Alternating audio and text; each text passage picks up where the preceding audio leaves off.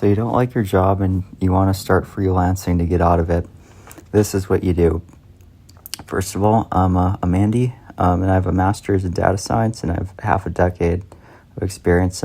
Working in the field of data science and analytics, and I also built a ton of websites and other software for clients.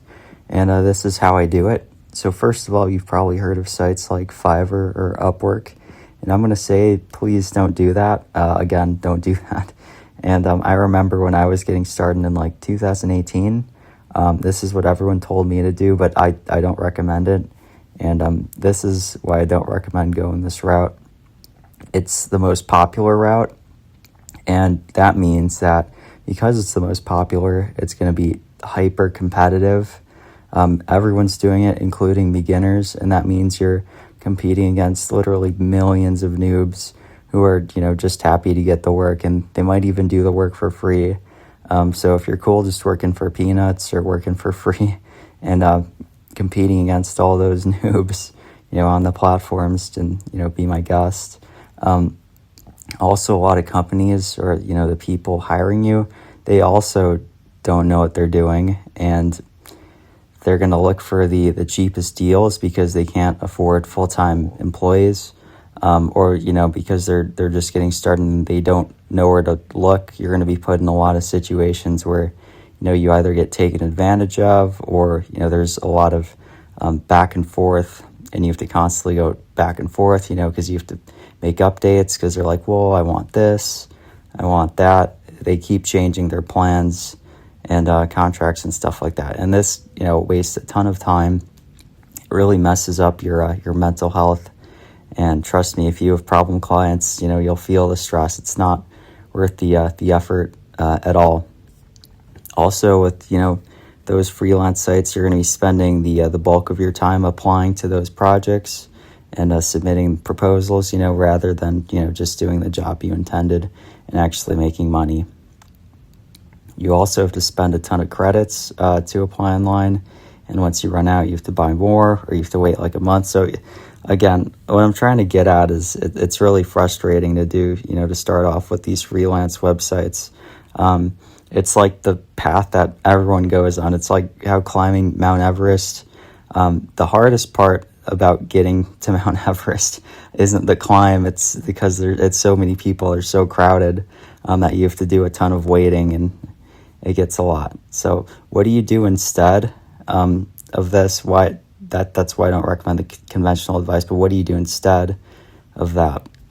Well, you probably know it intuitively. First of all, what is a freelance job?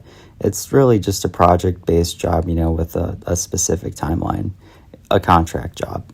So the solution is just to, apply to contract jobs online, on LinkedIn or Indeed, or, wherever, you go for jobs, and you could apply to unlimited jobs, unlike, the freelance sites where they have credits and you have to put up with that, stuff. So for example, if you're on LinkedIn, you can type in, I'm a data analyst, but you could type in data analyst and jobs, or software and jobs. You can change the filters to be contract and remote too. And then you just, apply with, your resume. It's really that simple, especially if, you're transitioning from the corporate world and you already know the process of doing everything. You just apply, you talk to the people, you interview, and you go from there. Fun fact, this is the same way that one of the biggest tech companies in the world got started. If you don't know what I'm talking about, it's Microsoft's story. Bill Gates and Microsoft's big break came when they were awarded the contract to develop the OS for IBM's computers. Now, at the time, IBM was the biggest tech company in the world, pretty much. And Bill Gates got the contract because he kind of found a loophole. His mom was, she was on the executive committee of this thing called United Way with a guy named John Opel. And John Opel was the chairman and CEO of IBM. So Bill Gates, knew the CEO of IBM through his mom. He kind of got the job through his mom. yeah, that was their big break, and a lot of people might view that as cheating, but that wasn't their first contract. Their first contract was actually, it was with a company called MITS, and it's a competing company, and they were to provide, the software for that, to run the microprocessor. So that was their first contract, and that's it. So obviously they're a giant company right now. They're huge, but I mean, you're just getting started now too, and you can be the same way if you just get out there and start applying. So best of luck. Go for those contracts, and I wish you the best. Thanks.